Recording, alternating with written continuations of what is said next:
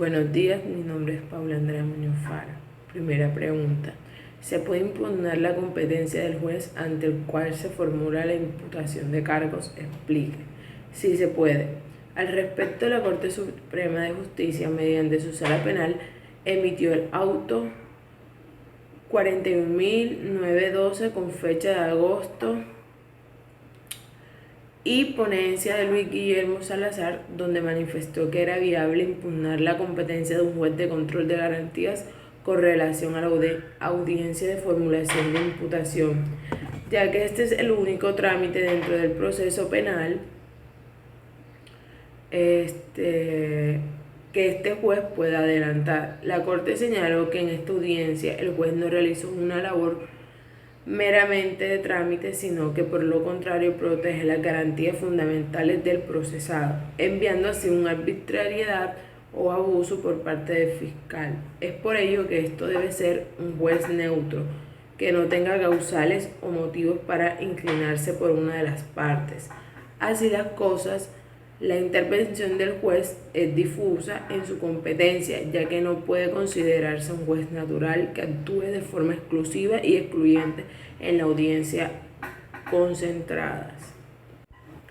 Segunda pregunta. ¿Se puede alegar causales de ausencia de responsabilidad en la etapa de investigación? Explique. Según la estructura legal del proceso penal consagrada en el Código de Procedimiento Penal, no se puede alegar una causal de ausencia de responsabilidad en la etapa de investigación. La argumentación es simple. Al observar las audiencias que conforman la etapa de investigación, observamos que ninguna de estas brinda la oportunidad procesal para que la defensa invoque una causal de responsabilidad. Esto es porque estas audiencias no tienen la naturaleza de discutir la responsabilidad penal del procesado, no fueron creadas para esto. La audiencia de la imputación tiene su fin, y es como su nombre lo indica, realizarle una imputación de cargos al procesado después de una adecuación típica exhaustiva por parte del fiscal. La audiencia de legalidad de captura, como su mismo nombre lo indica, en esta se pretende desvirtuar o soportar que la captura del procesado se realizó bajo los debidos protocolos tanto legales como constitucionales. Por otra parte, la audiencia de imposición de la medida de aseguramiento busca por parte del fiscal convencer al juez que al procesado se le debe imponer una medida de aseguramiento para cumplir las finalidades del proceso penal. Por parte de la defensa pretenderá desvirtuar lo anterior.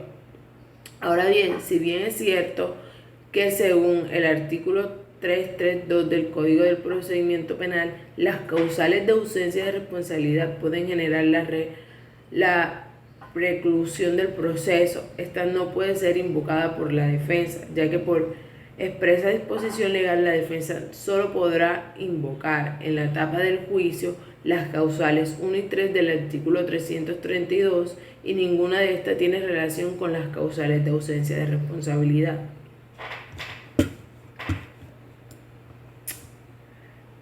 Pregunta número 3. El término mínimo de la prescripción de la acción penal, una vez se ha formulado imputación de cargo, es de 3 o de 5 años. Explique. La respuesta es sí. El término mínimo de la prescripción de la acción penal, una vez se ha formulado imputación de cargos, es de 3 o de 5 años. Lo anterior se responde con normas del Código Penal en consonancia con normas del Código del Procedimiento Penal, siendo así que el artículo 83 del Código Penal nos indica que la acción penal prescribirá en un tiempo igual al máximo de la pena fijada en la ley. No obstante, el artículo 86 del mismo código nos indica que la prescripción de la acción penal se interrumpe con la formulación de la imputación producida la interrupción del término prescriptivo. No obstante, el artículo 292 del Código de Procedimiento Penal nos indica que la interrupción del término prescriptivo comenzará a correr de nuevo por un término igual a la mitad del señalado en el artículo 83 del Código Penal. En este evento no podrá ser inferior a 3 años. De lo anterior tenemos que el Código Penal en su artículo 86 nos habla de que el término de prescripción interrumpido no podrá ser inferior de 5 años, mientras que en el Código de Procedimiento Penal nos habla de que este término no podrá ser inferior de 3 años. Cuarta pregunta. ¿Cuál es la máxima y la mínima rebaja que se le puede reconocer a un procesado capturado en situación de flagrancia que acepta unilateralmente cargos en, primero, la audiencia de formulación de imputación, segundo, audiencia preparatoria y tercero, en la audiencia del juicio oral? Al respecto, lo primero que ha de hacerse es indicarse cuál es la rebaja de la pena que se concede en cada audiencia en los casos por orden de captura. En la audiencia de formulación de imputación se tendrá una rebaja de hasta la mitad de la pena a imponer.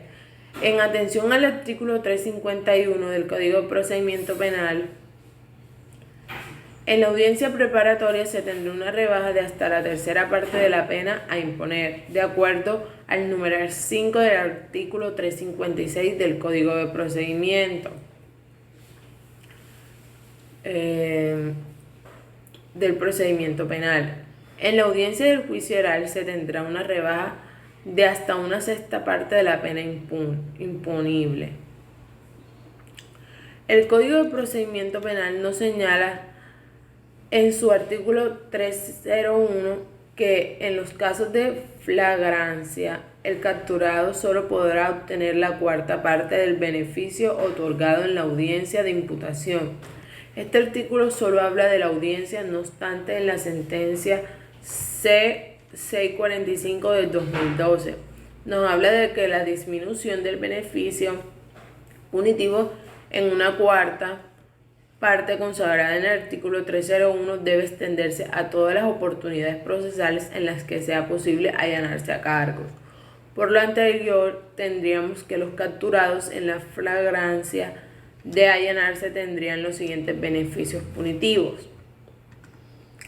En la audiencia de imputación, una rebaja de hasta la cuarta parte de la mitad de la pena a imponer, es decir, tendría una rebaja de hasta 12,% de la pena a imponer. En la audiencia preparatoria, una rebaja de hasta la cuarta parte de la tercera parte de la pena a imponer, es decir, tendría una rebaja de hasta 8,33% de la pena a imponer.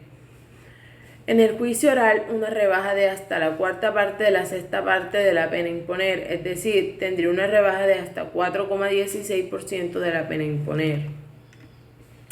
Quinta pregunta. A través de un ejemplo, explique la figura de la suspensión del término de la prescripción de la acción penal. Carlos, el día 4 de noviembre de 2019, consume el delito de homicidio, el cual para la fecha tiene una pena de 8 años y 16 años. De acuerdo al artículo 83 del Código Penal, que nos habla de la acción penal, prescribirá en un tiempo igual al máximo de la pena fijada en la ley. En este caso, la acción penal prescribirá a los 16 años, ya que es el máximo de la pena.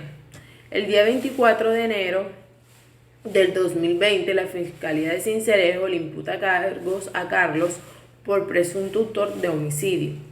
Ahora bien, conforme a lo anterior y lo señalado en el artículo 86 del Código Penal, que nos indica que el término de la prescripción de la acción penal se interrumpe o se suspende con la imputación de cargos, tenemos que se empacará a contar un nuevo término, pero por la mitad del señalado para la prescripción inicial. Es decir, si la prescripción al principio era de 16 años, con la formulación de la imputación muta y serían 8 años. Por ser la mitad 16. Se ha de tener en cuenta que cuando se interrumpe la prescripción, el nuevo término nunca podrá ser inferior de 3 o 5 años, ni superior a 10. Muchas gracias.